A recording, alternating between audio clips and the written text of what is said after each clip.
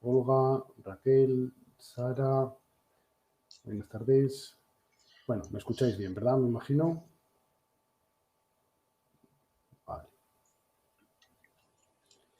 Bueno, pues nada, os voy a dejar ya. Hoy es la última clase del módulo de Ignacio de Economía Básica. Termináis hoy. Y bueno, sé que igual ha sido un poco concentrado porque ha habido mucha materia que dar en estos días. Pero bueno, en fin, espero que con el foro también hayáis ampliado un poquito y sigáis ampliándolo, ¿vale? Bueno, pues os dejo con Ignacio, ¿de acuerdo? Luego nos vemos. Hasta luego. Gracias, Daniel. Buenas tardes a todos. ¿Qué tal estáis?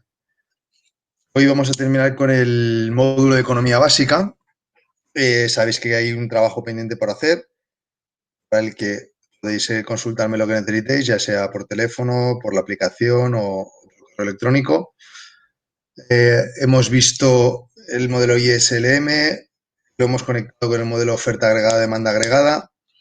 Hemos visto la toma de decisión de las empresas, la toma de decisión de los consumidores. Hoy vamos a ver ligeramente la curva del Laffer. Un segundito. La fecha límite, pero yo creo que es, como pronto sería el 31 de julio, también por vosotros, porque no solo tengáis algo de tiempo para hacerlo, sino también tengáis vacaciones, que son, como decía mi antiguo jefe, un mal absolutamente necesario. Entonces, si os parece bien, hacemos hasta el 31 de julio. Hay 3 trabajos, uno de economía, otro de operaciones financieras y toma de decisión, el de inversiones, y otro de análisis de balances.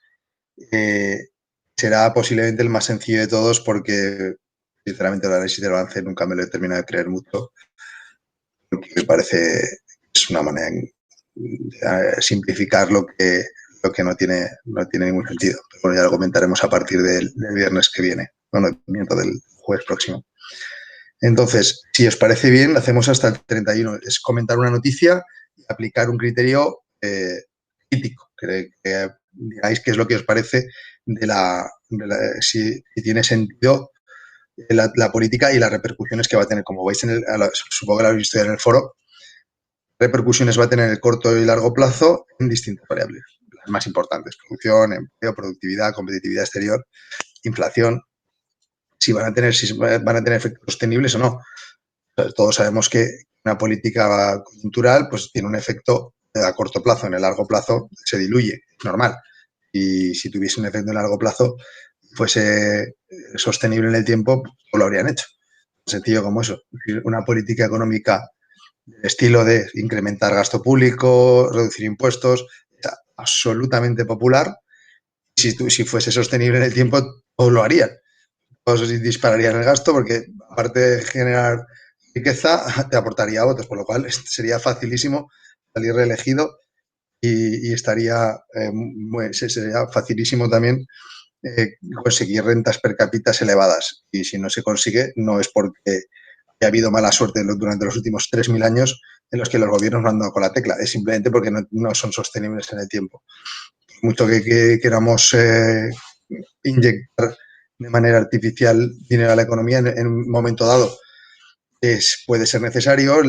Si lo comparamos con un atleta que está muy cansado, pues puede necesitar unos aportes vitamínicos o proteicos que le puedan ayudar en un momento dado, pero no a base de eso va a conseguir ser Usain Bolt.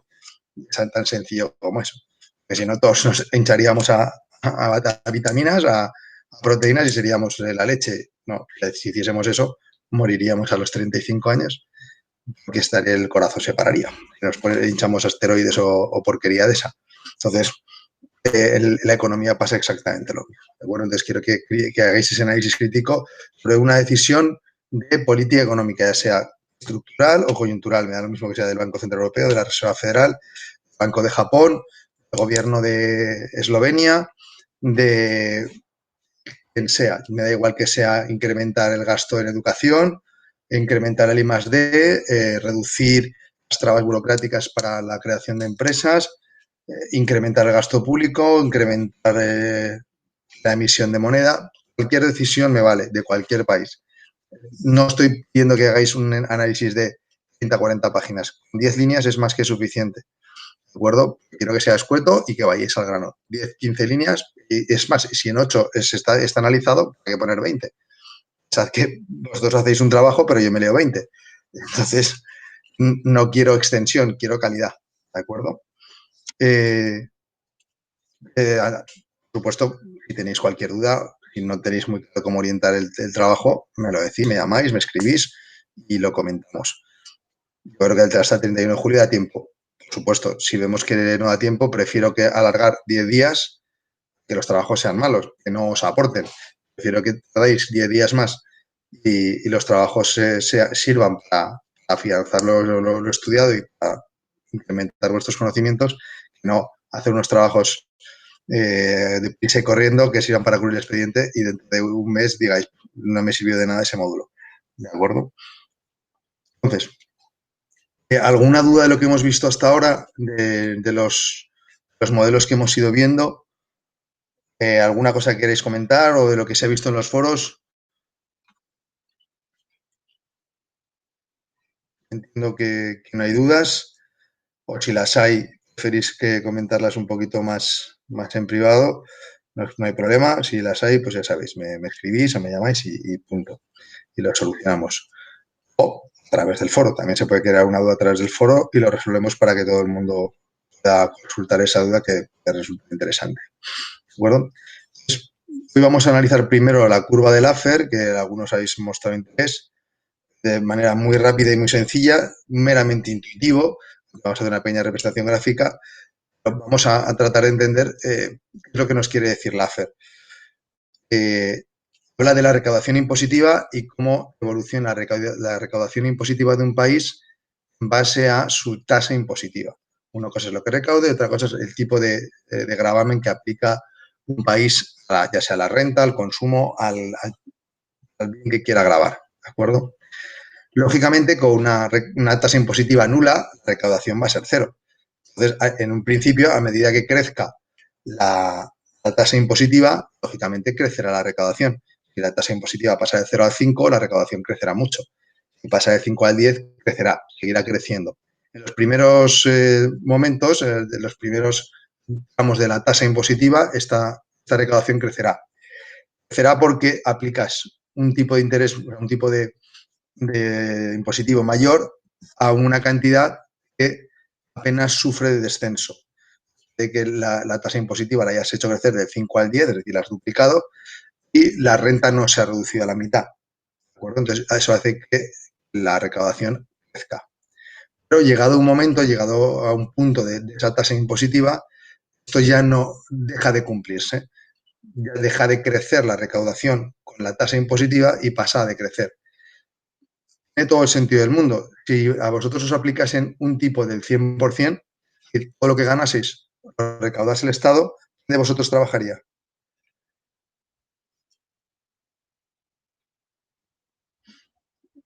A ver, primero, Jaume, lo que te comenté es, no, por favor, no, de usted no me trates, que me mata. ¿De acuerdo? En la curva de Laffer, ¿quién la pone en entredicho? Normalmente los gobiernos que quieren subir los impuestos. ¿Se cumpla, que sea la misma para todos los países? Por supuestísimo que no. ¿Que sea constante en el tiempo? Por supuestísimo que no, depende de las condiciones económicas. En un país en el que la renta sea prácticamente de subsistencia, posiblemente la curva de Laffer empiece a decrecer a partir del 3-4% de tasa impositiva. En un país como Finlandia, en el que la renta per cápita es alta, o Dinamarca, la renta per cápita es elevadísima, el momento en el que el incentivo a no declarar o a no trabajar supera el incremento de la tasa impositiva, puede estar en torno al 40-50% de la tasa impositiva. Luego, que caiga más o menos rápido, caerá más o menos rápido. Es evidente, como decían aquí Mario o Adrián, si te van a cobrar el 100% de lo que tú trabajes, nadie trabaja. Es tan sencillo como eso. ¿Cuáles son los únicos países en los que se trabaja habiendo en teoría un 100% de recaudación?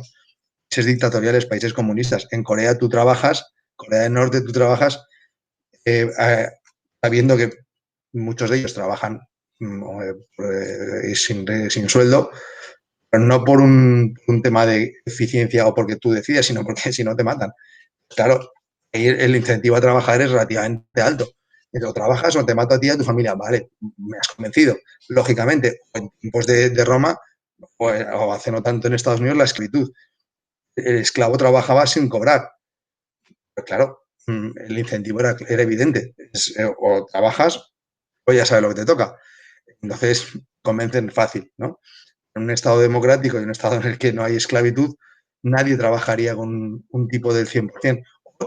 Dejarías de declararlo a partir de si te cobran el 100% de la renta. A partir de una determinada cantidad, nadie declarará esa cantidad. ¿Para qué? ¿Para qué voy a ganar? O diré que me paguen en B, o que no me paguen, o que me lo dejen para otro año. No tiene ningún sentido trabajar sabiendo que todo lo que trabajes va a ir para el Estado.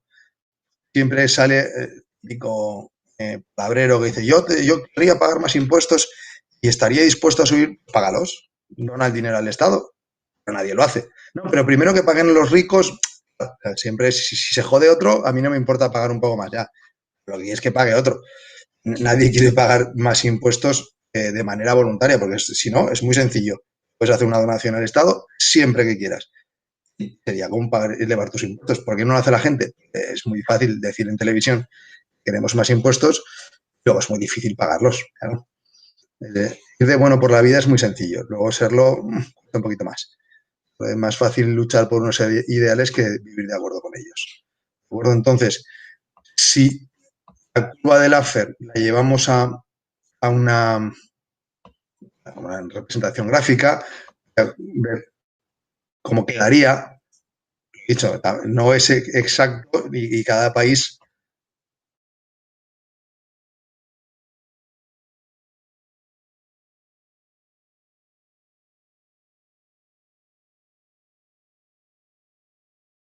sería distinto y que en cada momento sería distinto. Pero,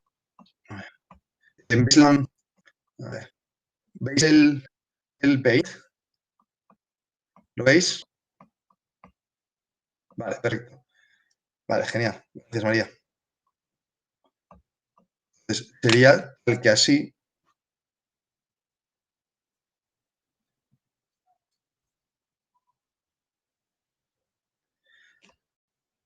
Con una recaudación, si esto fuese la tasa impositiva, con una recaudación cero, con un tipo impositivo cero, la recaudación sería cero. En un momento, en un principio, crecería de manera muy rápida, llegando a un punto en el que dejaría de crecer para empezar a decrecer. Lógicamente, en el 100%, la recaudación sería a medida que va creciendo la tasa. Esto sería la recaudación.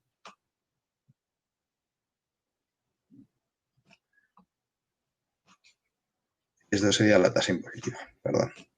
¿Vale? En un principio, la recaudación va creciendo a medida que crece la tasa impositiva, luego sigue creciendo, al 100% se va a cero.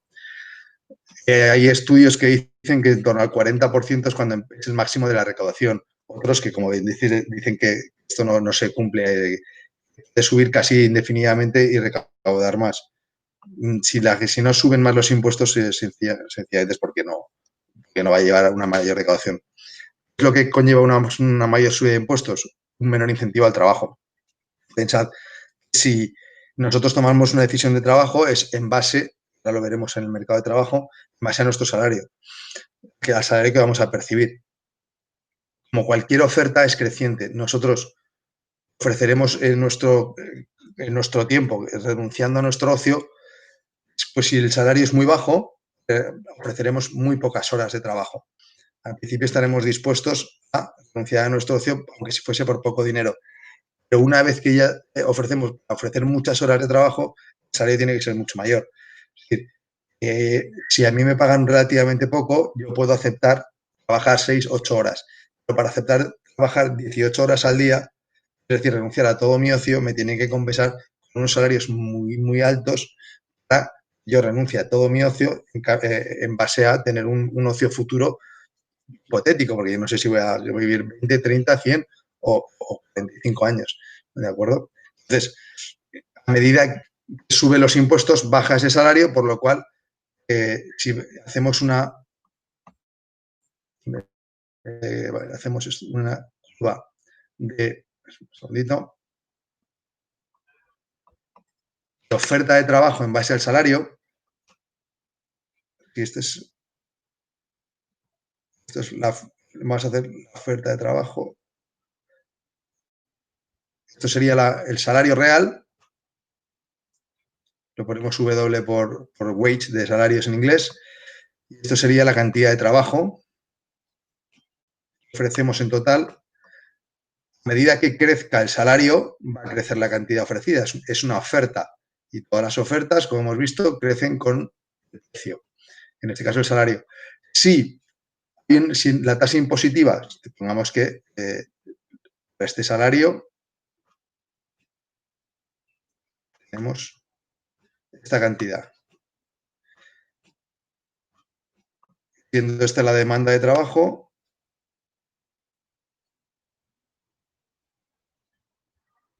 ¿de acuerdo? Si para este precio las empresas, este tipo de salario, las empresas están de acuerdo en esta cantidad y los trabajadores lo mismo, y de repente aparece un impuesto, el salario real percibido será este. ¿Será? La oferta real de trabajo pasará a ser esta. ¿Qué pasará? Las empresas seguirán percibiendo. Este es el que percibe las empresas. Este es el que tienen los trabajadores. Las empresas a este salario, a esta cantidad, este precio, ofrecerán esta cantidad de trabajo y los trabajadores estarán dispuestos a estas horas. ¿Vale? Pues, lo que pasará que tendremos todo esto, los trabajadores tendrán un incentivo a trabajar a ese salario.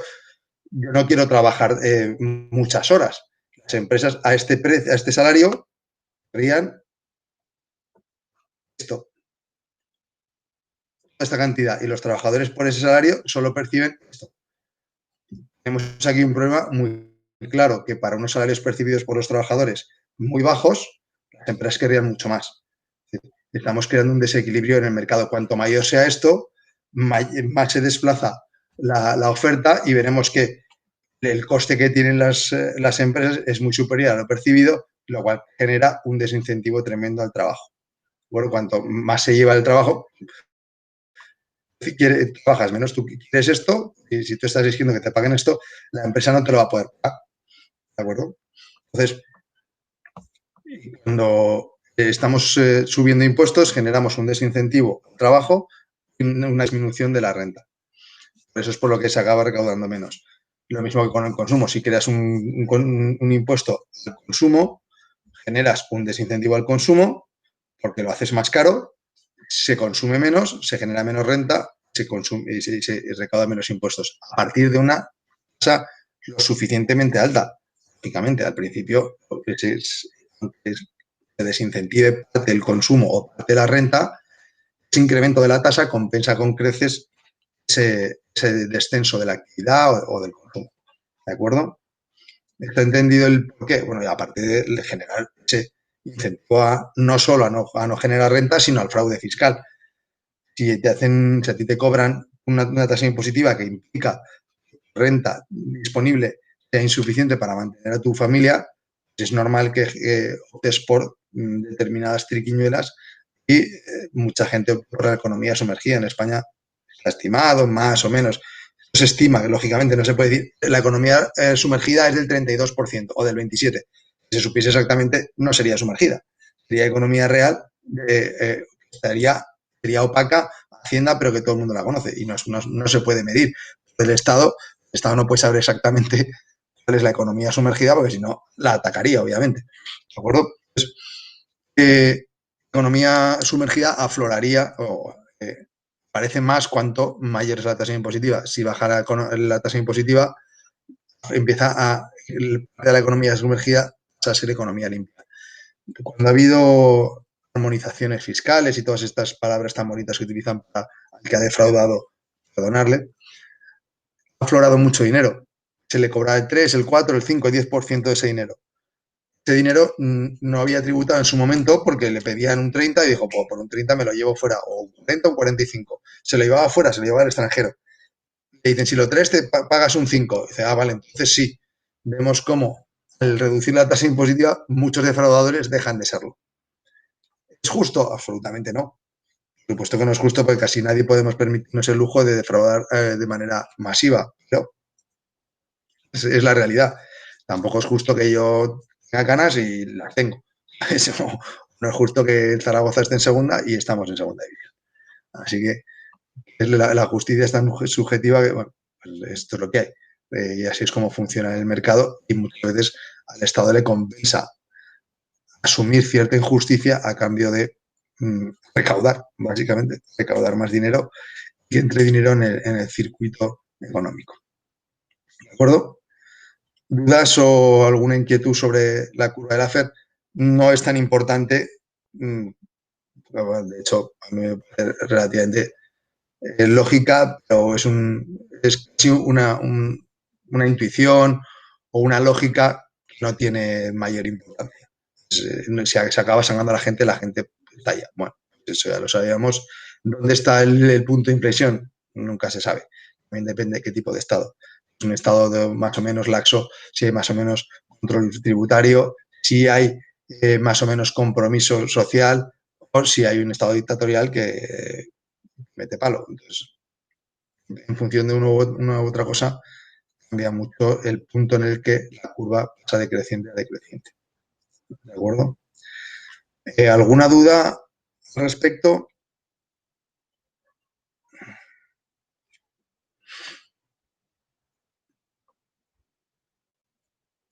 Claro. Vale, perfecto. Vamos a hablar del mercado de trabajo, que es un mercado muy importante en todos los aspectos, en la parte estructural y en la parte coyuntural.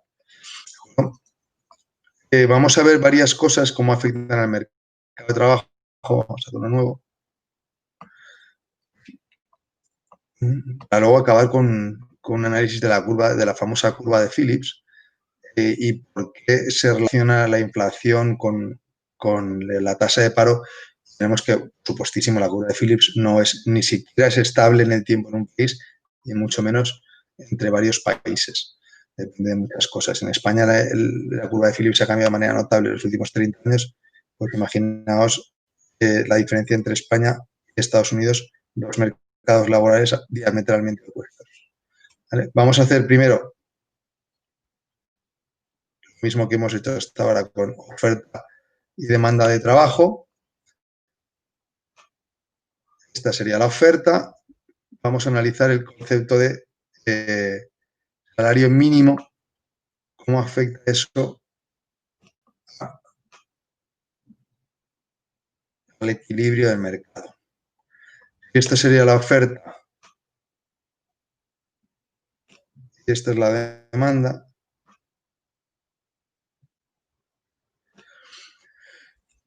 Mercado de trabajo, el que sea. No podemos considerar un mercado de trabajo homogéneo a todo el mundo dentro de una economía. Lógicamente habrá un mercado de trabajo para gente cualificada, para ingenieros, para médicos, para gente que tenga 20 años de experiencia, 5, un año de experiencia. No compiten por los mismos puestos de trabajo ni por los mismos salarios. Obviamente se puede considerar mercados distintos. Si consideramos el mercado como área de competencia, un ingeniero de 20 años de experiencia en Google no compite con ninguno de vosotros porque primero ya lo pones en banca, reís de él en su cara, que no tiene ni puñetera idea. Pero si os ponéis vosotros a diseñar lo que se diseña en Google o en Apple, os puede dar un infarto. No competís en el mismo mercado. Entonces, no podéis meteros dentro de la misma oferta o la misma demanda de trabajo. Lo mismo que la banca no ofrece los mismos salarios que las grandes tecnológicas, ni que un bar o un chiringuito de la playa. ¿De acuerdo? Entonces, lo que tenemos que ver es que en cualquier mercado de trabajo se produce un equilibrio en función del salario. El salario determina la cantidad ofrecida. ¿De acuerdo?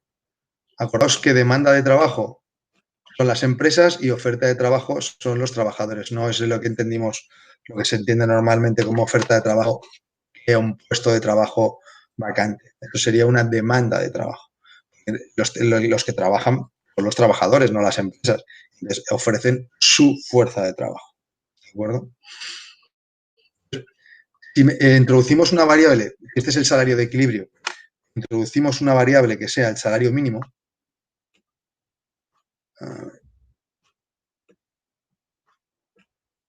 este sería el salario de equilibrio.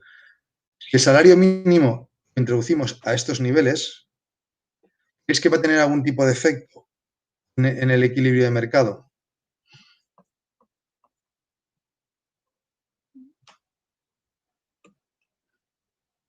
¿Alguien piensa que va a tener algún tipo de efecto un salario mínimo inferior al equilibrio?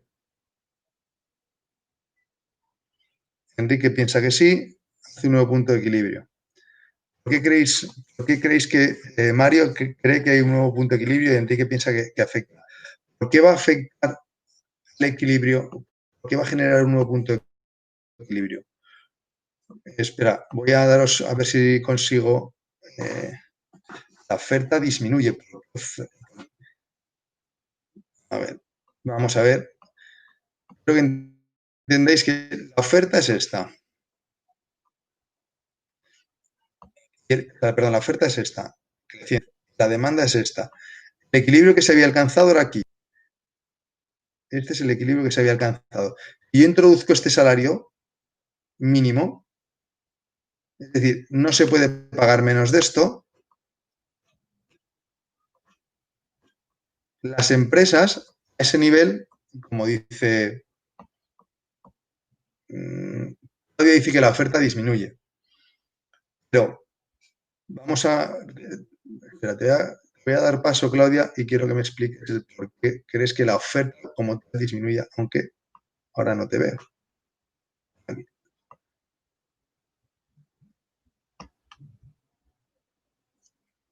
Claudia, ¿me oyes?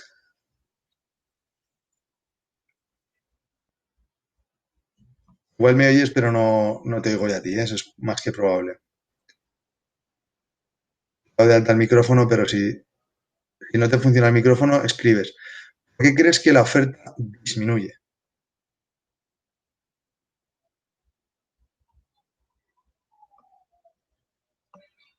Desbloqueo otra vez el micrófono que veo que no. Sí, por eso digo, no te preocupes. Veo que hay un problema. ¿Por qué creemos que la oferta disminuye? Vemos aquí como este nivel de salarios se ofrecería solo este trabajo, es decir, los trabajadores estarían dispuestos a trabajar X horas y las empresas demandarían todo esto.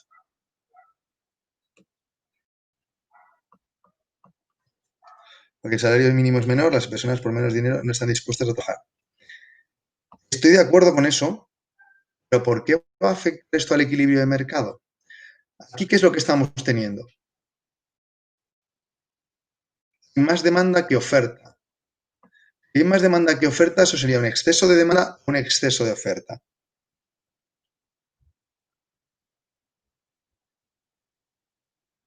A ver, que estáis escribiendo 5 personas. Exceso de demanda, exceso de demanda. ¿Cómo corrige el mercado el exceso de demanda? Siempre.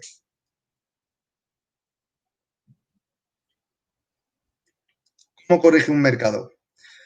Como bien dice Mario, subiendo precios. Siempre que hay más demanda que oferta, suben los precios. Entonces, si ponemos un salario mínimo tal que este, dado que hay un exceso de demanda, el precio de este mercado subirá. Seguirá subiendo, es decir, el salario seguirá subiendo hasta que el exceso de demanda desaparezca. ¿Dónde desaparece? Exactamente en el equilibrio que se había encontrado antes. El salario mínimo, si está por debajo del salario de equilibrio, no tiene ningún efecto. Me pregunta Jaime qué precio sería el salario. El Este es un mercado en el que estamos negociando cantidad de horas trabajadas y precio de la hora trabajada. Si hay demasiada demanda de horas, sube el precio de la hora trabajada, sube el salario. El salario que pagan las empresas, que perciben los trabajadores. ¿De acuerdo? Entonces, mientras hay un exceso de demanda, seguirá subiendo el salario hasta que este desaparezca y llegaremos a este equilibrio. Mercados puede haber en España, mercados de trabajo en el que veamos este caso. Pongamos el mercado de ingenieros con 20 años de experiencia en el campo de la informática. ¿Creéis que un ingeniero o un gerente de empresas, creéis que el salario mínimo de 900 euros afecta en algo a los trabajadores altamente cualificados de Google, de Siemens, de Vodafone, gente que está cobrando 100.000, 150.000, 90.000, 80.000? ¿Es que el salario mínimo que pase de 600 o a 800 euros le afecta algo? Le da exactamente igual, su equilibrio ya estaba muy por encima. Entonces, si el salario mínimo está por debajo del salario de equilibrio, no afecta para nada. Si está en el mismo nivel, tampoco. Pero si ponemos un salario mínimo como este, aquí veremos cómo tenemos una demanda de este nivel y una oferta de este nivel. Dado que hay un exceso de oferta, el mercado debería reaccionar como un exceso de oferta implicaría siempre, cuando hay demasiada oferta, ¿qué hacen las empresas? Si hay demasiada oferta de un producto, bajar de precio, ¿no? Baja el precio, como dice Mario. Exactamente. Deberían bajar los salarios, pero como por ley no se puede, estamos justo en el salario mínimo, no se va a poder bajar el salario. Este va a ser lo mínimo. Las empresas, ¿qué nivel de empleo vamos a tener? ¿El que demandan las empresas o el que ofrecen los trabajadores? ¿Qué nivel de empleo se va a alcanzar? ¿Qué cantidad de empleo va a haber? María, cuéntame.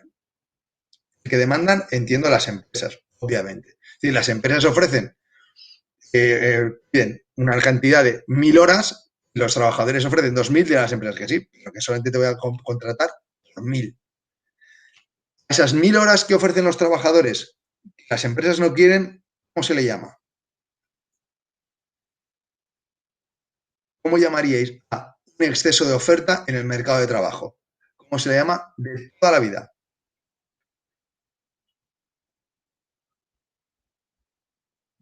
Bueno, Enrique más o menos ya lo había explicado. Le llama paro, ¿de acuerdo? ¿Por qué cuando suben el salario de 600 o 700 euros a 900 aparecen 300 o 400.000 parados? Porque hay trabajadores cuya rentabilidad para la empresa es muy inferior a los 900 euros brutos al mes. Si generan 600 y le cuesta a la empresa 900, a la calle. ¿Por qué? Porque estaríamos en este nivel.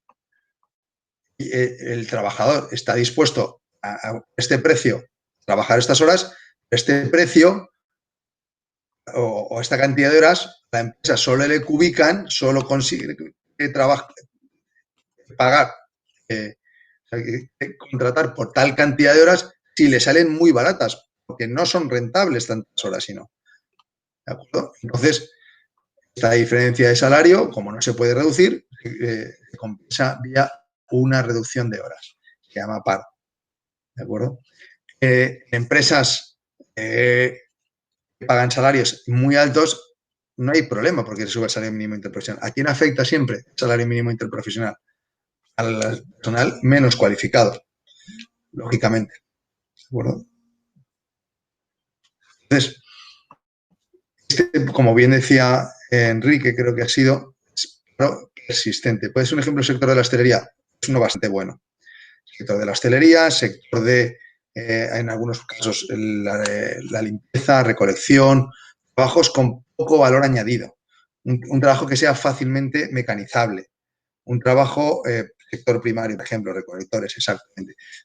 Todos los trabajos que aporten muy poco valor, sea trabajo, un trabajo físico relativamente sencillo de hacer, muy sustituible por una máquina o poco más, o cuyo producto de venta tenga un margen muy pequeño, nada que suba los costes salariales, desaparece el incentivo a la contratación. ¿Es justo o injusto? Ya entra Juan, el que ahí es un tema absolutamente personal. Y conste que el turismo no aporta un poco a...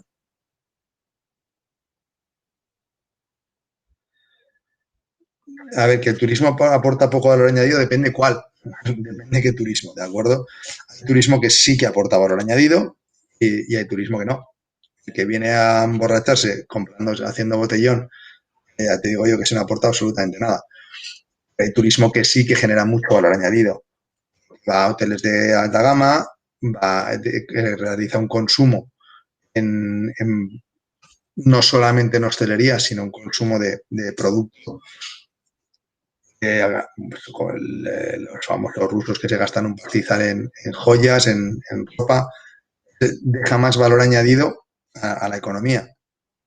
Porque no solamente consume lo básico, sino que va a otro tipo de segmentos que puede consumir ocio, puede consumir cultura, que tiene un valor añadido muy superior. ¿De acuerdo? Entonces, no todo el turismo, obviamente, es valor añadido bajo, pero mayoritariamente genera poco valor añadido. Porque el turismo de playa y sol tiene competencia, es evidente. El turismo de playa lo ofrece también Túnez, lo ofrece Croacia, lo ofrece Grecia. Es un turismo en el que los costes son importantes. Habiendo otros sitios donde los costes son más bajos, pues puede haber ese valor añadido muy limitado. Porque la gente lo que quiere es simplemente estar tumbado. Eso va por valor reducido. Pero si un turismo que demande otro tipo de servicios, sí que podría generar un valor añadido muy superior. ¿De acuerdo? Por ejemplo, el turismo que va a ver determinados espectáculos, va a generar, o el turismo que va a una feria de tecnología, genera mucho más valor añadido. Y está atrayendo no solamente consumo, sino turismo de esquí, desde luego. Bueno, si lo dices a alguna de las montañas, igual el valor añadido te dicen que es negativo, ¿eh?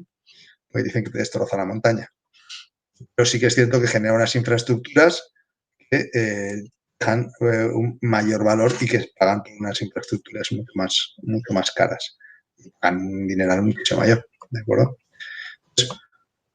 Entonces, ¿dudas de lo que implica el salario mínimo? ¿Cómo eso genera en determinados sectores? Va a generar un paro estructural difícil de salvar. ¿Cómo se podría salvar ese paro? ¿Cómo hacer que el salario mínimo no afecte a un sector? ¿Cómo creéis que podemos conseguir que ese salario mínimo deje de ser importante para el sector?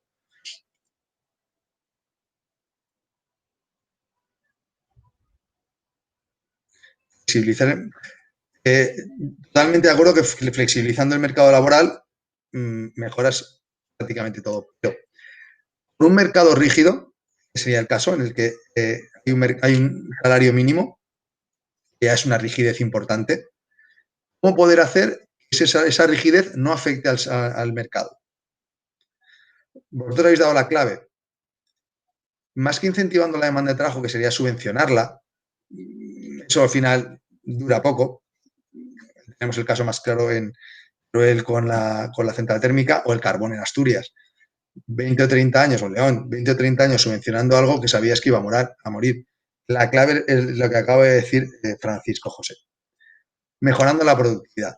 Si nosotros mejoramos la productividad de ese sector, la demanda de trabajo la desplazamos de manera muy notable hacia la derecha. Porque una misma cantidad de trabajo generará muchísimo más valor añadido, por lo cual las empresas estarán dispuestas a pagar muchísimo más salario. Si mejoras la productividad de tus trabajadores, de las mismas horas estás dispuesto a pagar un salario muy superior porque fabrican mucho más o producen mucho más. Entonces yo les puedo pagar muchísimo más dinero y llego a un equilibrio en el que el salario mínimo no me importa lo más mínimo. ¿De acuerdo? La clave siempre está en el valor añadido, en la productividad. Si queremos el valor añadido, salario mínimo no tenga importancia, hagamos que los trabajadores generen un valor más importante. ¿Cómo se genera ese valor más importante? Mejor educación. Un trabajador puede generar más valor cuanto mejor esté preparado, cuanto más cosas sepa hacer, genera más valor añadido a un equipo de fútbol. Chu Atienza o Leo Messi. Pues, lógicamente, Leo Messi, y le pagan 50 millones de euros. Y Chu Atienza le regalamos 300.000, que no aporta absolutamente nada. Los dos hacen el mismo trabajo, pero uno es muchísimo mejor, mucho más productivo, y se hacen muchas más cosas. Ese trabajador se le puede pagar mucho más. Cuanto más cosas puede hacer un trabajador, más productivo es, más salario va a percibir. Cuando dicen igualdad de trabajo, igualdad de salario, es difícil encontrar dos personas que realicen el mismo trabajo. Que tengan el mismo puesto, miles. Realicen el mismo trabajo y es más que cuestionable. ¿De acuerdo? Vosotros estáis en una oficina en la que trabajáis, tenéis el mismo puesto o equivalente a otras personas y me cuesta creer que hagáis exactamente lo mismo. Unos serán más rápidos, otros serán más lentos, unos perderán más tiempo en el café, otros menos, unos se manejarán mejor con el cliente, otros se manejarán mejor con la tecnología. El trabajo que se realiza es distinto, aunque sea el mismo puesto. ¿De acuerdo?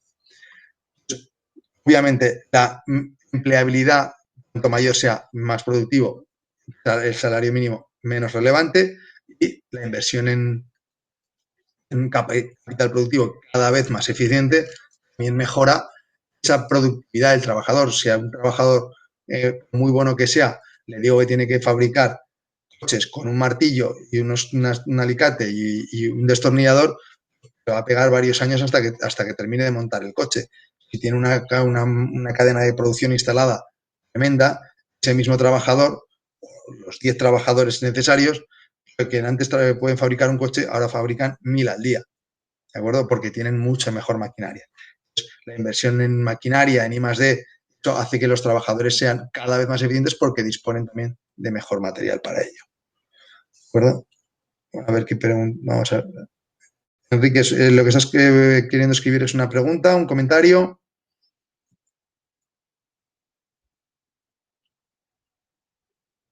Bueno. Ya tenemos el equilibrio en el mercado de trabajo. ¿De qué dependen los salarios? Los salarios dependen de la productividad. Lo que está dispuesto a pagar la empresa, como hemos visto, depende de la productividad, como habéis dicho.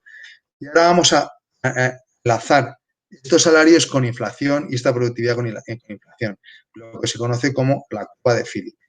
¿De acuerdo? Entonces, vamos a pensar primero en las negociaciones salariales. El incremento salarial, ¿de qué dependerá? ¿De qué dependerá? ¿De qué creéis que depende pues, las demandas? Que no siga bien. Vale, no se oye bien, vale. A veces se corta un poco.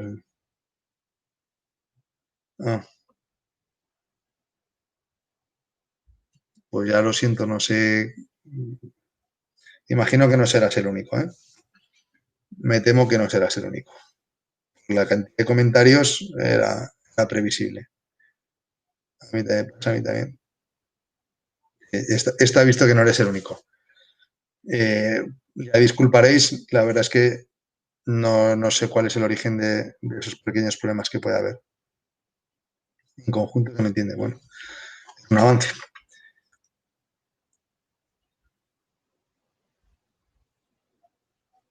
Vamos a entender de qué dependen esos incrementos, esas demandas salariales. ¿Vosotros de qué queréis? Si estáis trabajando en una empresa, poder de negociación, fundamental. Antes de llegar al poder de negociación, hay dos variables que siempre entran dentro de las reclamaciones salariales, que prácticamente están consolidadas como tal. Si es temporal o fijo. Bueno, no es mala apreciación. Eso está muy ligado a lo que has mencionado unos segundos antes de poder de negociación. Si es temporal o fijo, el poder de negociación de un empleado fijo no tiene nada que ver con el del temporal. Costes laborales. Bueno, los costes laborales. Vamos a determinar cómo crecen los costes laborales. ¿De acuerdo? Hay dos factores que son la inflación esperada, normalmente se reclama siempre la inflación esperada. Y la productividad depende de inflación esperada, inflaciones con una C, que la ponga con dos Cs, está más que suspendido. La productividad, el incremento de productividad.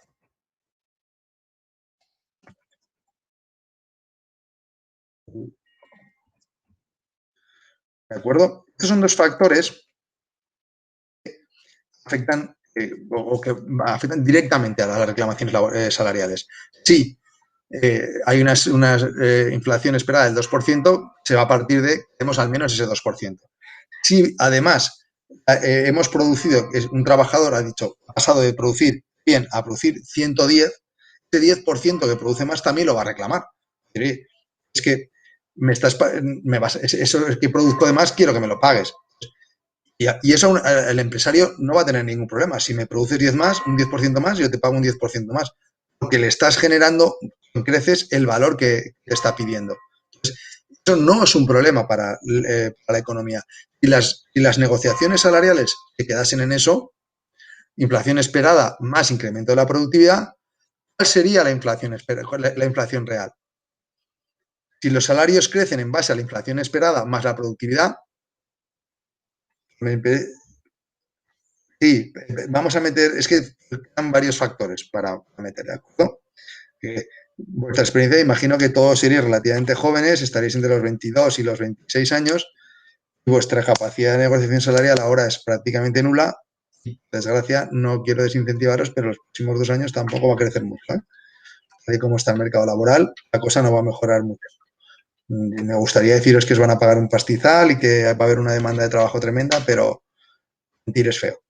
O sea, que cuanto más valgáis, mejor estaréis para competir en el mercado laboral, que va a ser complicado. Entonces, todo lo que sea formaros, la mejor decisión que podéis tomar. Formaros para ser cada vez más valiosos y más empleables en un mercado laboral cada vez más duro. Si los salarios crecen en base a la inflación esperada más la productividad, el empresario, ¿qué incentivo tiene a subir el precio? El incentivo a subir los precios en base a sus incrementos de costes reales. El incremento de coste real será solamente el incremento de la inflación esperada.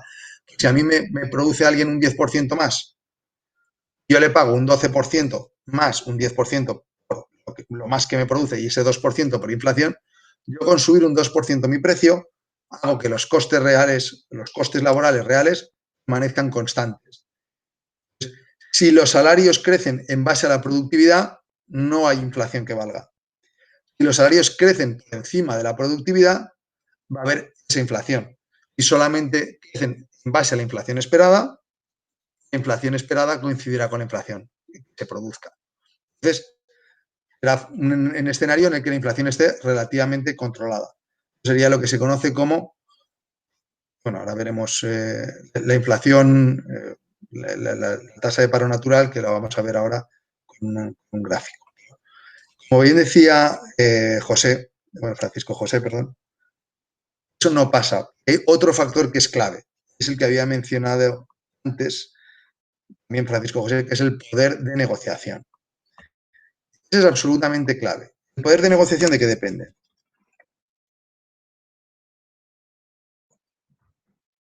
Es absolutamente clave. Puede ser en favor del trabajador, puede ser en favor del empresario. El poder de negociación depende de varias situaciones, lo va a tener uno u otro. Sindicatos, de acuerdo. La legislación laboral afecta de manera directa al poder de negociación. Absolutamente. ¿Y qué otra variable afecta al poder de negociación? Uno es la legislación laboral, que analizaremos cómo. Otro, ¿cuál se os ocurre que puede ser? ¿Cuándo se han controlado más los salarios en España o se han reducido? La tasa de empleo o la tasa de paro. Absolutamente. ¿Por qué la tasa de paro afecta tanto a la negociación salarial?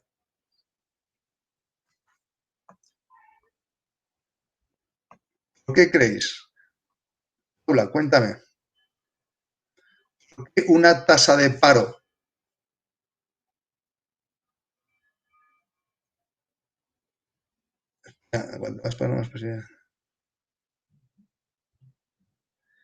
no habéis entendido lo que le preguntaba a Paula, ¿no?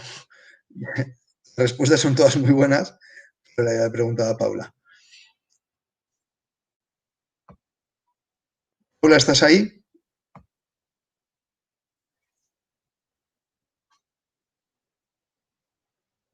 ¿Me oyes, Paula?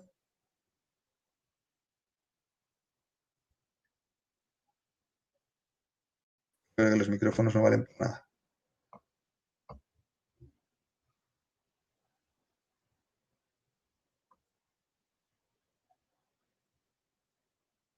Vale. Yo no te oía. No pasa nada. Cuéntanos, ¿por qué crees que la tasa de paro afecta al incremento salarial?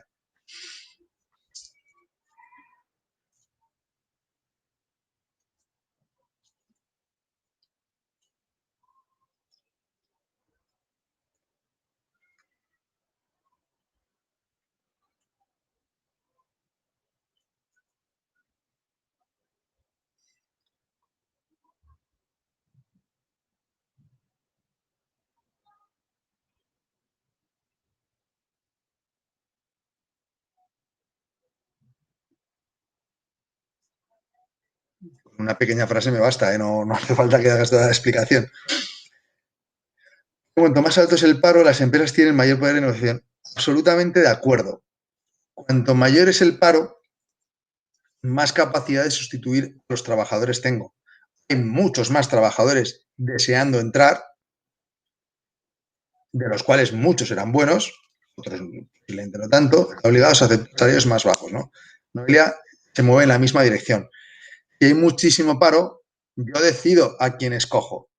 Digo, oye, no me pidas que te suba mucho el sueldo porque es que tengo miles y miles de personas esperando para entrar por la mitad de sueldo. Entonces, el poder de negociación pasa casi en su totalidad a las empresas.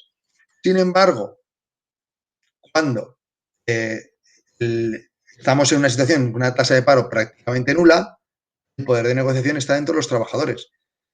Porque le dicen al empresario, si no nos subes el salario, nos largamos, no tienes nadie que se te saque el trabajo. O nos pagas lo que queremos, o nos vamos. Cuanto mayor sea la tasa, más poder tiene el empresario. Cuanto menor sea la tasa, más poder tendrá el trabajador. Tiene que contar que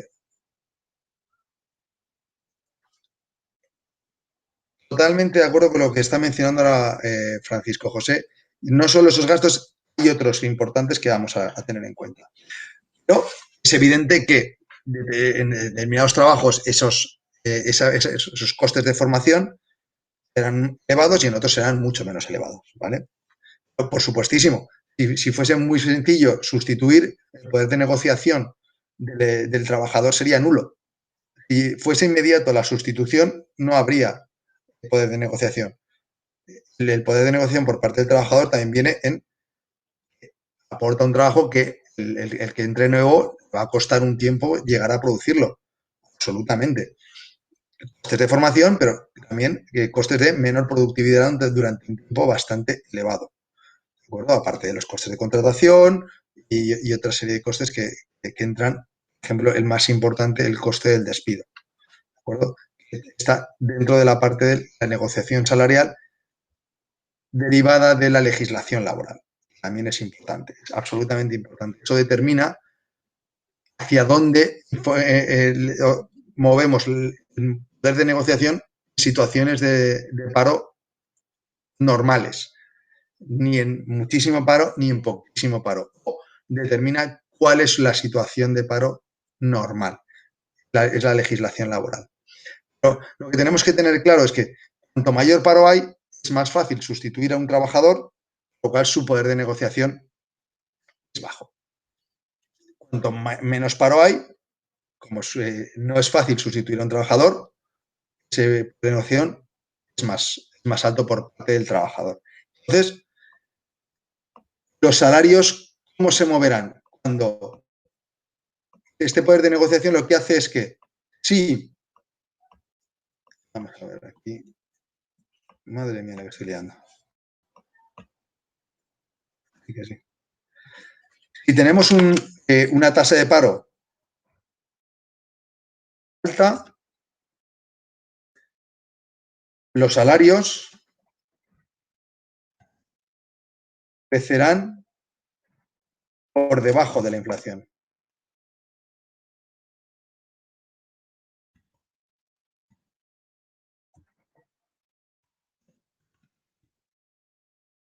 ¿De acuerdo? Y ahora determinaremos lo que es alta y lo que es baja. Con una tasa de paro baja, al contrario, crecerán por encima de la inflación esperada. ¿Esto qué implicará? Esto implicará baja la inflación. ¿Esto qué implicará? Sube la inflación. Entonces, con tasas de paro altas, inflación por debajo de la normal, o la inflación tiende a bajar. Tasas de paro muy bajas, la inflación tiende a subir. ¿Eso cómo lo representó Phillips? Con su famosa curva de Phillips. Ahora veremos cuál es cómo se determina. Vamos a hacer uno nuevo.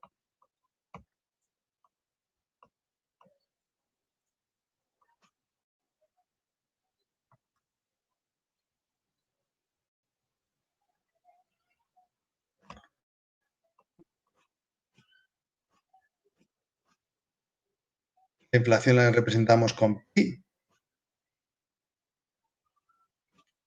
La tasa de paro con 1. La curva de Phillips nos relaciona tasa de paro e inflación.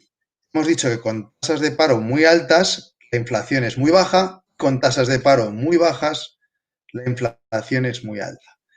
Habrá una tasa de paro para que la inflación, a la cual la inflación esté estable, ni crezca ni decrezca. Esta tasa de paro se llama NAIRU. ¿Habéis oído alguna vez hablar de la tasa de paro NAIRU, tasa natural de desempleo? NAIRU son las siglas en inglés. Vamos a poner aquí. NAIRU es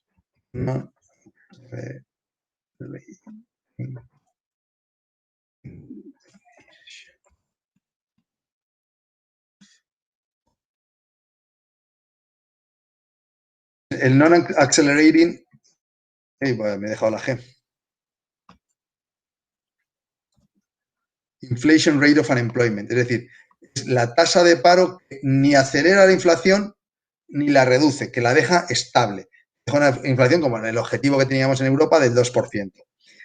¿De qué depende esa tasa de inflación? ¿De qué depende que esa tasa de paro sea el 2% o sea el 15%? ¿De qué creéis que depende que esa tasa de paro, a la cual la inflación queda estable? Es decir, tiene que ser una tasa de paro que ni hace que la inflación baje, tiene que ser lo suficientemente baja la tasa de paro para que la inflación no baje, lo suficientemente alta como para que la inflación no suba. ¿De qué depende que lo suficientemente alta y lo suficientemente baja sea un 4, un 7, un 15%? ¿De qué creéis que depende? El paro estructural es este NAIRU es el paro estructural. ¿De acuerdo? Este es el paro estructural. Este es el paro estable en el tiempo. No vamos a poder reducir, salvo en casos muy concretos y en los que se nos disparará la inflación. Como teníamos en España en el 2007, con una tasa de paro del 8% y la inflación disparada. ¿De qué depende que esa tasa en Estados Unidos esté en torno al 4% y en España esté en torno al 15%? En España la tasa de paro natural está más o menos en el 15%. 12, 15, se mueve, no es estable. En los 80 estaba en el 25%. Bueno, miento, a finales de los 70, pues un estudio que vi de la Universidad de Sevilla estaba en torno al 25-30%. Ahora puede estar 14, 15, en Estados Unidos están en torno al 4,5 aproximadamente, 4,5, 5. Lo que ahí es del 4,5 y aquí es del 14, 15.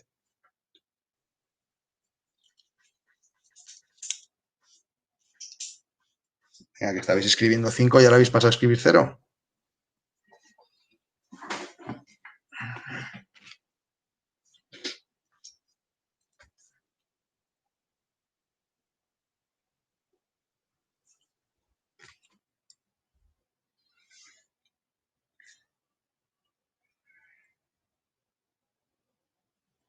A ver.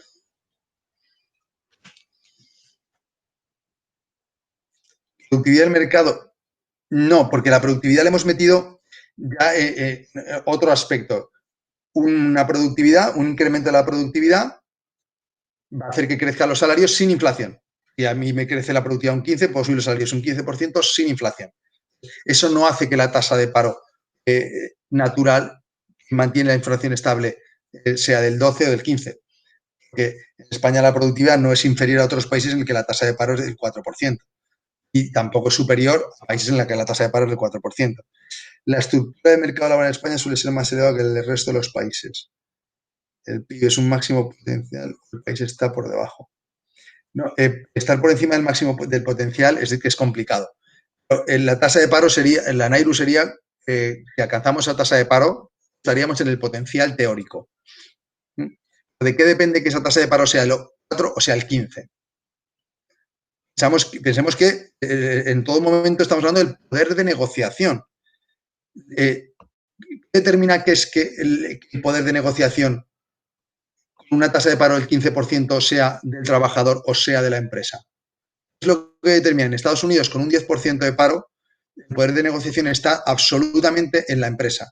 En España, un 10% de paro, el poder de negociación está absolutamente en los trabajadores. ¿Por qué?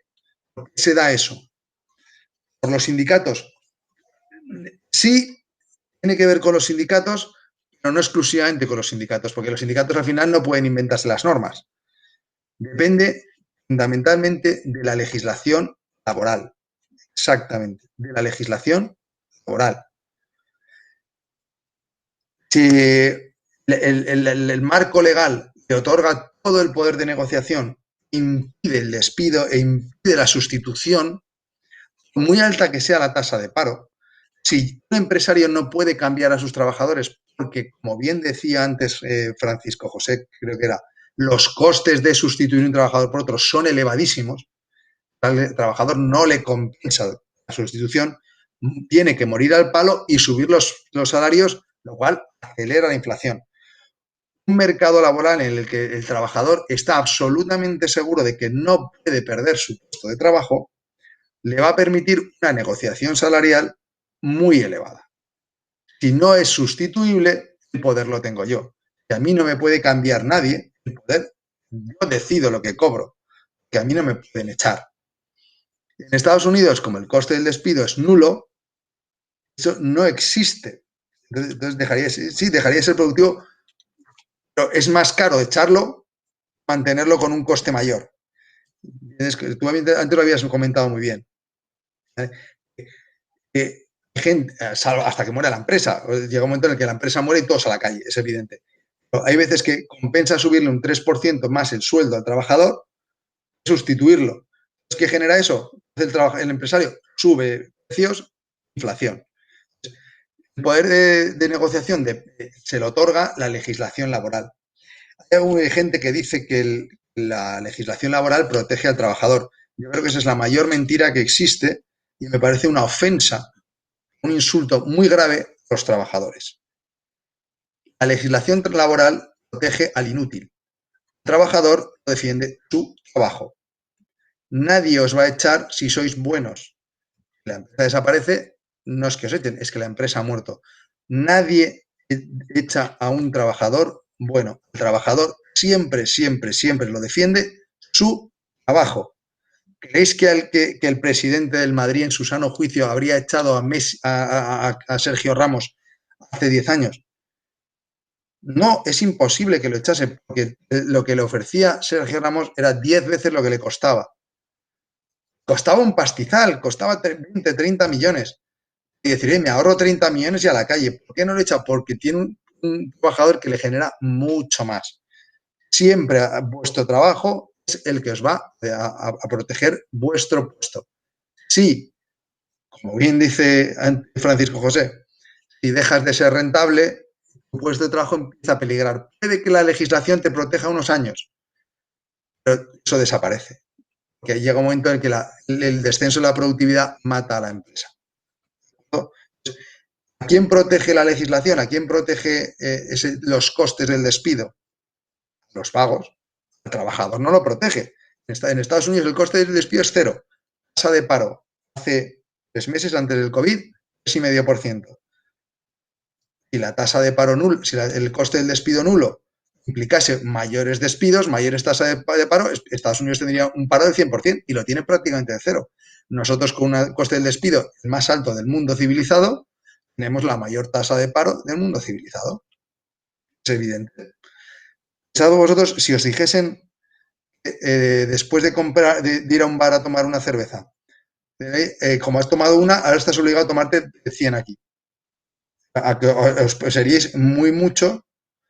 Claro, dice, hay empleados temporales muy más productivos que los fijos, pero echan los primeros. El coste del despido. Exclusivamente, eso se da mucho. Si hubiese un coste del despido nulo, el empleado temporal sustituiría el fijo. ¿Se quedaría quién? Bueno, ¿se quedan en este caso? El malo. ¿Por qué? El coste del despido es alto. Tú en España vas a una empresa y le dices, contráteme y póngame a prueba. No te contrata nadie. En Estados Unidos dices, contráteme, póngame a prueba. Y te ponen a prueba. ¿Por qué? Porque si eres malo, 4 días a la calle. Si eres bueno, date conmigo, no a los buenos. Ya encontraremos algo que hacer. Si eres bueno, produces más de lo que me cuesta, ¿cuál es el problema? Fantástico, a por ello. Entonces, una legislación muy rígida, un mercado laboral muy rígido, nada flexible, hace que la tasa de paro natural sea muy alta, porque como bien decía Francisco José, la gente que está fuera no son sustitutivos de los que están dentro, porque echar a los dentro cuesta mucho. Entonces, el poder de negociación y los incrementos salariales van a ser muy por encima, hasta que lleguen muy por encima de la inflación, hasta que hubiese una tasa de paro lo suficientemente alta como para que los salarios de sustitución fuesen bajísimos. Esos salarios bajísimos sí que harían que el empresario se plantease despedir a los que tiene dentro muy caros, aún asumiendo un coste del despido, porque lo que entra nuevo entra a un salario de sustitución absolutamente ridículo.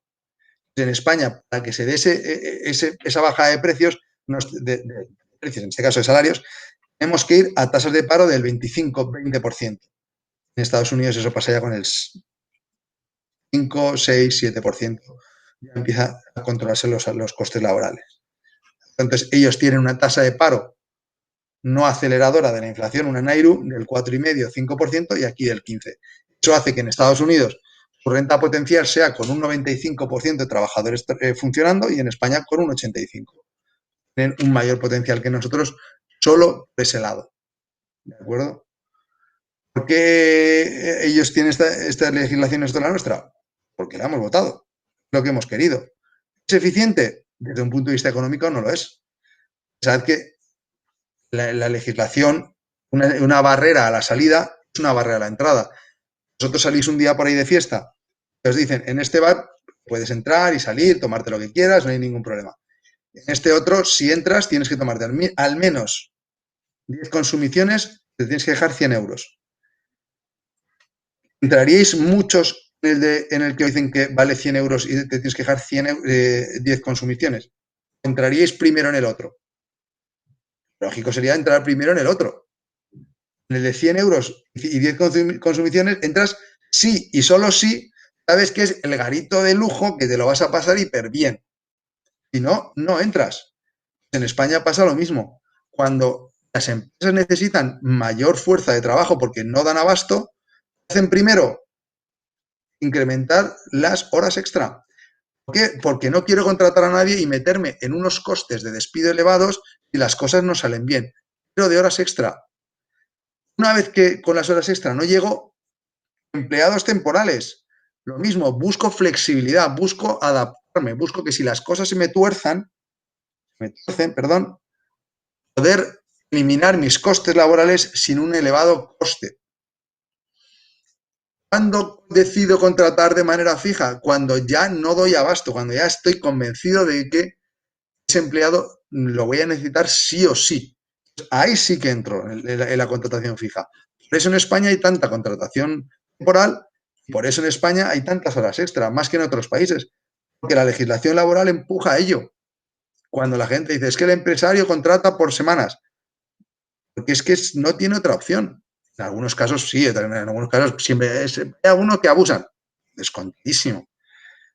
Pero si estamos obligando a que si entra un trabajador lo tienes que tener mínimo un año, tengo que estar muy seguro de que ese tío me va a ser rentable.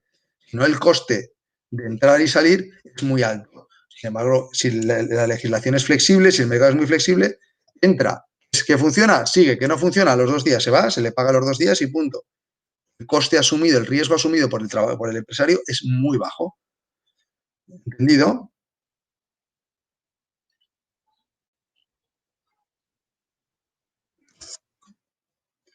A ver. Esta flexibilidad subiría los salarios. Descontado. Descontado. Una flexibilidad en el mercado de trabajo, por supuestísimo que subiría los salarios. Piensa que una flexibilidad implicaría, primero, no tendría que tener en cuenta un futuro despido al contratar a alguien, por lo cual se lo podría pagar en ese momento. Segundo, puedo entrar estando mucho más seguro, por lo cual no tengo que asumir 6, 8, 10, 12 meses de salario. Puedo pagar en base a lo que produce. Siempre la flexibilidad va a producir una mayor eficiencia y va a hacer que los mejores trabajadores cobren más y los peores trabajadores pues cobren menos. Lo descontado. Sí, sí. De hecho, no tenéis más que ver la diferencia de salarios entre países con un mercado laboral flexible y países con mercado laboral rígido. La diferencia de salarios es abismal. Es lógico. Si la empresa se puede adaptar sus costes a la situación real, a la productividad, los va a ajustar perfectamente. Si no le permiten ajustarlos, pues va a tratar de reducirlos al máximo pensando que le van a venir mal dadas. ¿De acuerdo? ¿Está entendido? De hecho, siempre se ha dicho que en España lo que demanda la empresa siempre, de los últimos 30 a 40 años, lo que llevan demandando siempre ha sido flexibilidad, poder adaptar mi fuerza de trabajo a mi situación. Si no la puedo adaptar, estoy perdido. En Estados Unidos se han ido 35 millones de personas a la calle con el COVID, han pasado una tasa, ahora tiene una tasa de paro del 11%. Contando ERTES, contando todo, ¿eh? O sea, aquí no hay ERTES, entonces están metidos. Aquí, si contamos los ERTES, estamos en un 30% de paro. Subieron al 20%, al 18% y han bajado un 7% de paro en un mes. Flexibilidad pura y dura. El mercado se adapta perfectamente a las condiciones económicas. Tasa de paro prácticamente nula, salarios altos. Porque si te tengo que echar, te echo. Yo te pago bien mientras me produzcas. En el momento que ya no me eres rentable, a la calle. Lo tenéis que ver en el mundo del fútbol o en el mundo del deporte o en el mundo del espectáculo. Los mejores cobran muchísimo, adaptan sus salarios a su productividad. Hay un gran rango de salarios. Se adapta muy bien, salarios más altos porque es un mercado tremendamente flexible.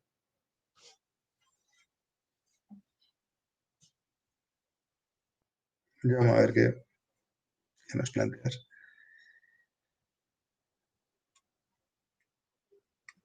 Bueno, a ver, depende de si es un despido por un tema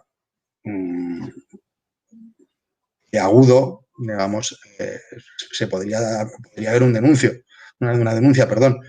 Si a mí me despiden, yo estoy trabajando y me hay un tema racial o un acoso o de violencia, ahí sí que se podría haber que no sea un tema económico, pero si no, porque se parte de la base de que ningún empresario es tan sumamente imbécil como para despedir a un trabajador bueno.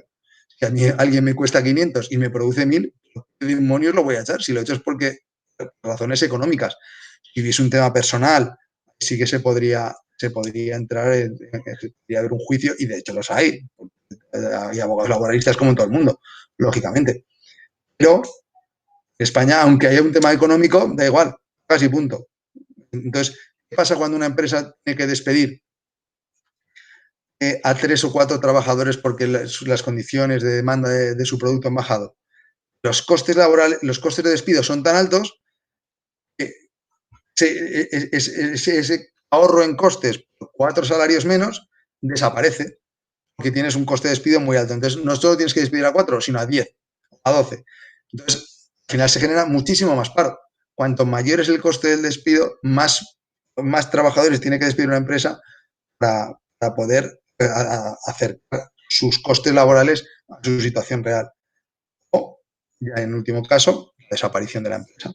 Por eso aquí, bueno, hemos visto que unas 200.000 han desaparecido en los últimos meses, pero muchas desaparecen porque no pueden hacer frente a una adaptación de sus fuerzas laborales. Otras por otros muchos motivos, obviamente. Pero la flexibilidad es un bien que desean los empresarios desde hace muchísimos años y en España no existe. Ha mejorado la flexibilidad con respecto a otros hace unos 20, 25 años, pero todavía estamos muy lejos de otros países en los que el mercado laboral se adapta muchísimo mejor a las condiciones económicas. Muchísimo más rápido, genera normalmente menos paro. En España lo que se genera es movimientos muchísimo más violentos. Como vimos en el 2008, nos fuimos al 26% de paro. En Estados Unidos no llegaron al 10%. ¿De acuerdo?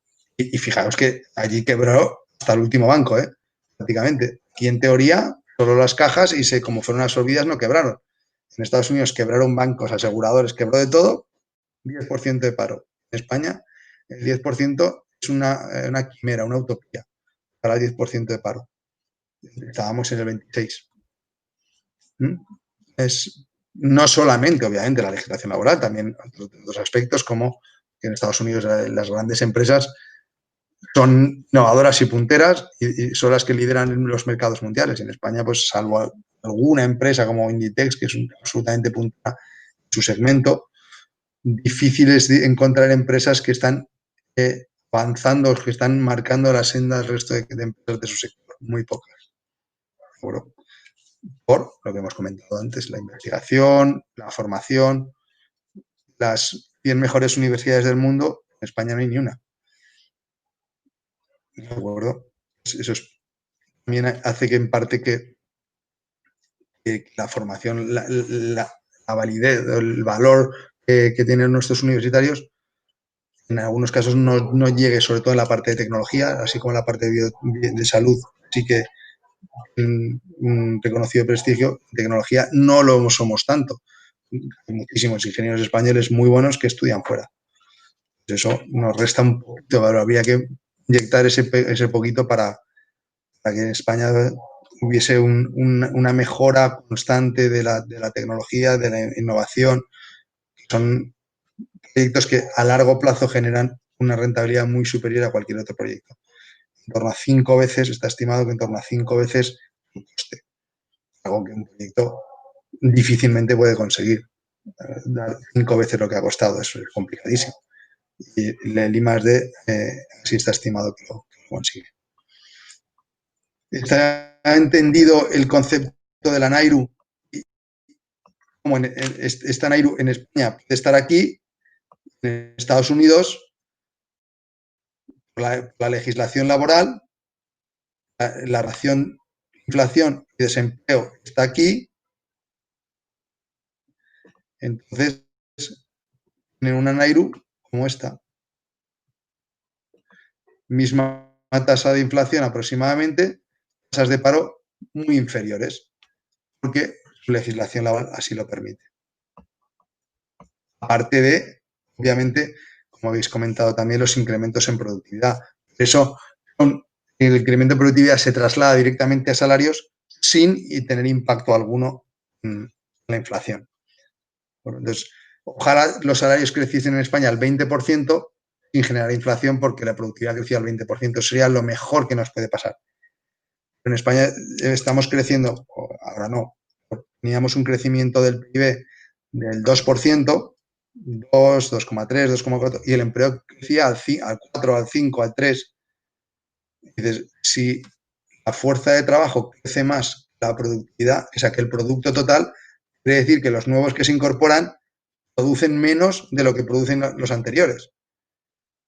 Que los que estaban antes no han incrementado un ápice lo que producían. la productividad estaba creciendo en España al 0. No es mucho crecer al 0. Hay números mayores que al 0.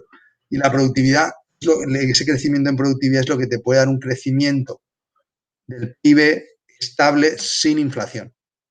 Puede permitir ser más competitivo a nivel internacional, puede permitir unos mayores salarios sin necesidad de generar inflación. Y es mucho más sostenible. ¿De acuerdo? De otra forma, solamente puedes crecer metiendo más factores. Meter más factores, tarde o temprano los factores se agotan, no solo se agotan, sino que se encarecen. Entonces, con la productividad, sin necesidad de más factores, puedes crecer de forma indefinida. Es mucho más sano y mucho más sostenible en el tiempo. ¿Entendido lo que hemos visto hasta ahora? ¿Alguna duda? Ya sé que hemos ido súper rápido.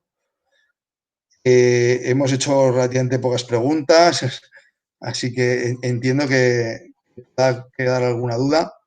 Ahora vamos a hacer un pequeño comentario sobre 2 o 3 aspectos, o sea, 2 o 3 indicadores, para que sepáis estos indicadores de economía, si leéis algunas cosas o si seguís los mercados financieros, veáis por qué son importantes, y con esto habremos terminado.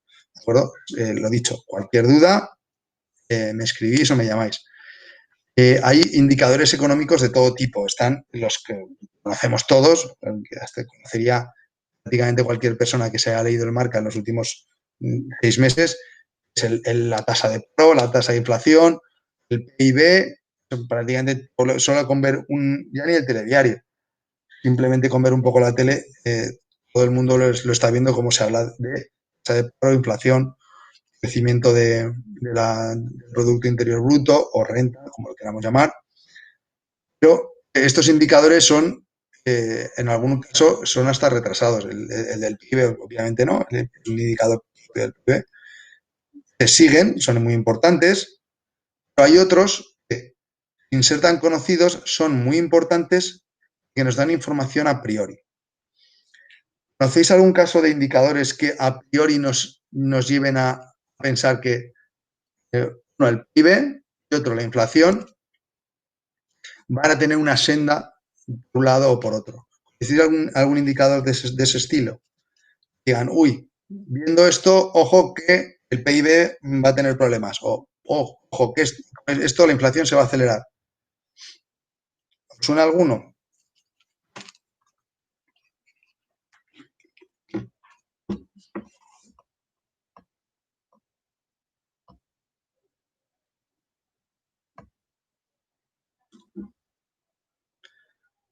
IPC, bueno, el IPC es la inflación.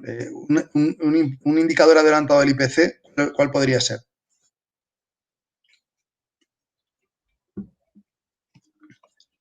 A ver, María Valdello, cuéntame. ¿Me oyes? María, ¿me oyes? Hola. Buenas tardes, María. Cuéntame, ¿conoces algún indicador adelantado de la inflación? No sé, la tasa de interés, por ejemplo. ¿Ah? Tasa de interés. No te he entendido, perdona. Espera. Bueno, perdona, escríbelo, parece Ahora. que los micrófonos... ¿Ahora mejor? Sí. Vale. No sé, la tasa de interés. No, el tipo de interés sería normalmente, va retrasado. Cuando hay una inflación que va creciendo, es cuando los tipos de interés se mueven para tratar de frenar el crecimiento o tratar de frenar la caída. Los tipos de interés sería indicado, o sea, es una evolución posterior a la inflación. Hay una tasa de inflación que en vez de llamarse IPC se llama inflación. Algo más es un indicador adelantado de la misma. Es una vez que le quitamos por ejemplo, índices de precios industriales. En el momento que los índices de precios industriales crecen, eso se trasladará al consumo en un futuro. El precio industrial, obviamente, no es de consumo, por eso no está en el IPC. Pero si suben los precios industriales, tenemos miedo de que en un futuro suba el precio de consumo. La inflación subyacente, que es quitando alimentos y quitando combustibles. ¿De acuerdo? Serían 2 indicadores adelantados de la inflación. Bueno, gracias por la colaboración. Me ha dicho Mario que me parece a mí que mañana toca hacer... Sí. Ya lo siento, ¿eh? Venga, muchas gracias. Ya te he desconectado. Así que, inflación esperada, bueno, pues sería, no puede ser un indicador adelantado, que de hecho no existe ya ese concepto de inflación esperada. Hay unos pronósticos de inflación, pero vamos, no, tampoco digamos que son, básicamente es el objetivo, más que la esperada es el objetivo. Y del PIB les ocurre, no indicadores que no digan el PIB va a ser esto, sino ¿dónde va a ir el PIB?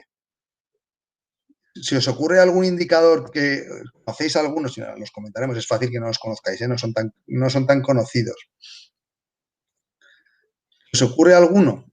Pensad que la economía es una ciencia social y es el comportamiento de mucha gente agregado.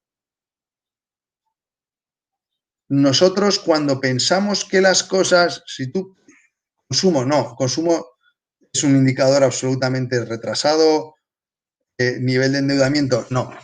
Nivel de endeudamiento, lo que nos va a dar es el miedo de si se dispara el nivel de endeudamiento, lo que nos puede dar es un riesgo de crisis de pagos, pero no hacia dónde va a ir el PIB.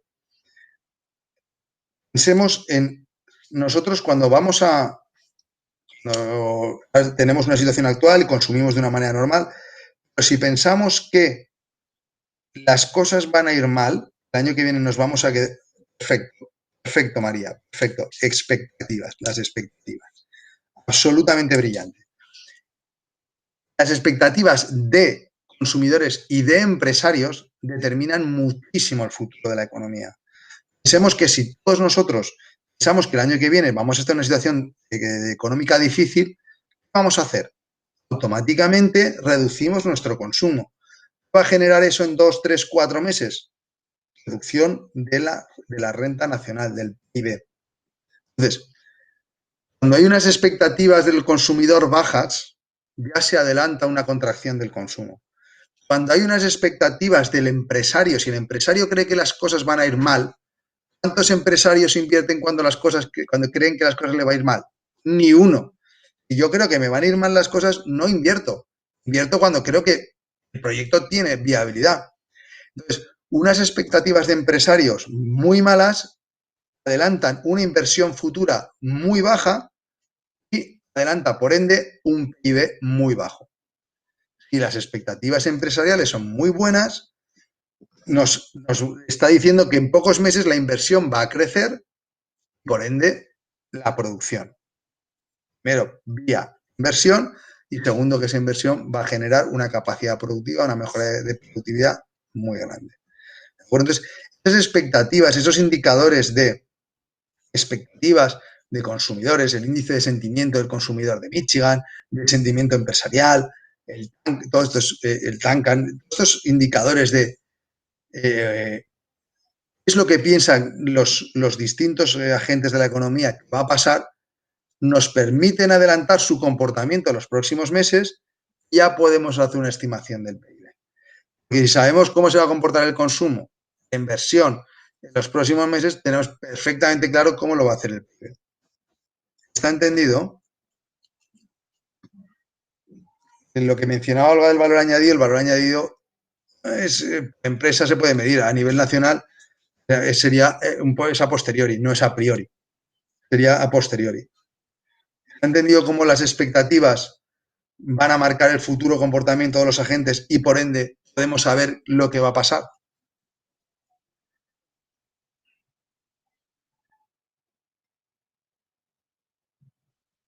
Venga, Francisco, perfecto, Olga, perfecto. Estará muy bien, vale. Veo que no hay dudas al respecto. Entonces, estos indicadores hacen que se muevan mucho los mercados. De hecho, a veces sale el dato del PIB y no se mueve nada. Pero sí que ha habido movimientos muy fuertes en los mercados financieros, de expectativas mejores o peores de los distintos agentes, ya sea empresarios, consumidores de países relevantes, obviamente. El sentimiento del empresario de Perú es malo, les digo yo que Wall Street ni se entera.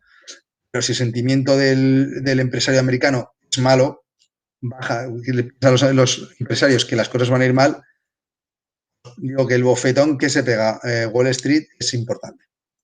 Y el resto del mundo, lógicamente. ¿De acuerdo? Entonces, estos indicadores son muy, muy seguidos por los mercados y son muy importantes porque permiten adelantar el comportamiento futuro de las principales macromagnitudes. ¿Vale? Es algo que es fácil que leáis y si estáis siguiendo noticia económica que esto os aparezca ese tipo de indicadores que son realmente importantes. ¿De acuerdo?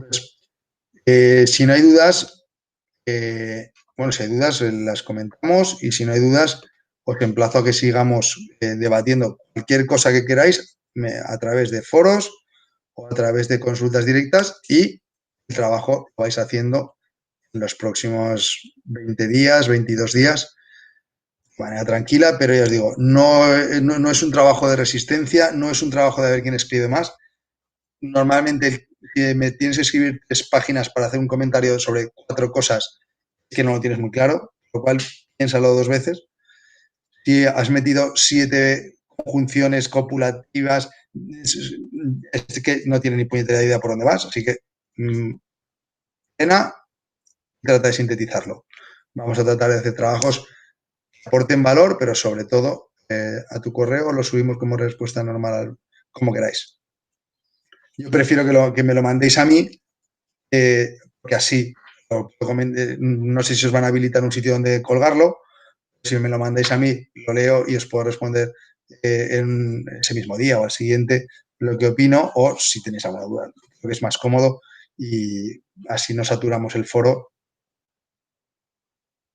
Vale, la fecha límite, como hemos comentado al principio, por mi parte yo pondría el 31 de julio, para que tengáis tiempo, pero sin comeros las vacaciones. ¿Qué queréis? El que alguien lo envíe antes, perfecto. ¿Pensáis que entre los próximos trabajos os van a llevar mucho tiempo y necesitáis algo más de tiempo? Pues lo comentamos y podemos alargarlo un poco. Pero yo entiendo que no sé si tenéis vacaciones en agosto. Si trabajáis en agosto, pues os da igual. Pues mira, lo siento, pero tendríais más tiempo para hacerlo. Podríamos alargarlo 8 o 10 días tranquilamente. Pero si vais a tener vacaciones la primera quincena de agosto, hombre, pues dedicar las vacaciones a un trabajo de economía, a un trabajo de operaciones financieras o de análisis de balance, me parece la forma más estúpida de aprovechar las vacaciones. Se me ocurren muchas mejores y, sinceramente, las habéis ganado. No las malgastéis en un trabajo si lo podéis hacer antes. ¿Vale? Podéis, en una tarde, perfectamente podéis hacer no solo el trabajo sino incluso más, porque el de operaciones financieras es relativamente sencillo, lo mismo el de análisis de balances, porque ya os digo que no me creo el análisis de balance. No existe una forma mágica de con 4 ratios de decir si una empresa va bien o mal. O por lo menos no los ratios que suele mirar la gente. ¿De acuerdo? Y las instrucciones, el foro, parece lo que quiero es una noticia de una decisión de política económica estructural. Nada, no te preocupes, Ana, no te preocupes. Una noticia de política económica, una decisión que haya tomado un organismo, un gobierno, un banco central, la Unión Europea, de política económica coyuntural, ya sea fiscal o monetaria, o estructural, una decisión de inversión en I+D, incrementa en información, en burocracia gubernamental, en lo que sea. Una decisión en la que va a afectar ya sea a la demanda agregada del país o a la oferta agregada del país. ¿Y qué efectos en el largo plazo van a tener? En el corto y en el largo va a tener los distintos parámetros que os he puesto, las distintas magnitudes. Claro, inflación, PIB, competitividad exterior, productividad. ¿Vale? Eso es lo que quiero. Está en uno de los foros. Está detallado en uno de los foros. ¿Que tenéis dudas sobre esta noticia? Puede ser, puede no ser, me encaja. Ningún problema. Me pregunto si ya está. Oye, Oye, Ignacio, tengo esta duda sobre, eso sí, como alguien me trate de usted, no le respondo. ¿De acuerdo? Sí, eso de sois demasiado educados, pero no. Para mí eso es ofensivo más que educado.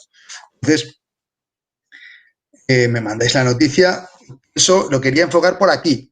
¿Qué te parece? ¿Bien? ¿O debatimos un poquito? Ya está. No sufráis ni penséis, joder, como lo haga mal, pues me preguntas y ya está, ¿no? No hace falta que estés dándole vueltas a la cabeza y pierdas más de 10, 15 minutos en sí, sí o sí no. Me preguntas y punto. No pasa nada por preguntarte. Es aconsejable. Si lo tienes muy claro, pues adelante. Si no, pues se pregunta. Si ya está, no hay problema. ¿Entendido? Pues lo que estáis escribiendo. Vale, perfecto. Fenomenal. Pues con esto damos por terminado este módulo. Las clases presenciales. El viernes pasaremos a operaciones financieras. Veremos desde el principio, desde lo más básico, iremos deduciendo todas y cada una de las fórmulas. El viernes. Es que esta semana ha cambiado. Lo normal será que tengáis lunes, me dijeron que pasaba el viernes de 7:15 a 9:15. Sé que es una hora más que complicada para pediros que estéis atentos un viernes de julio, a las 8 de la tarde, calorcito. Entiendo que es complicado. Vamos a hacer el esfuerzo de todos de estar aquí y ya saldremos a tomar las cervezas que corresponda a las 9:30. Vamos a hacer ese pequeño esfuerzo. ¿Sí?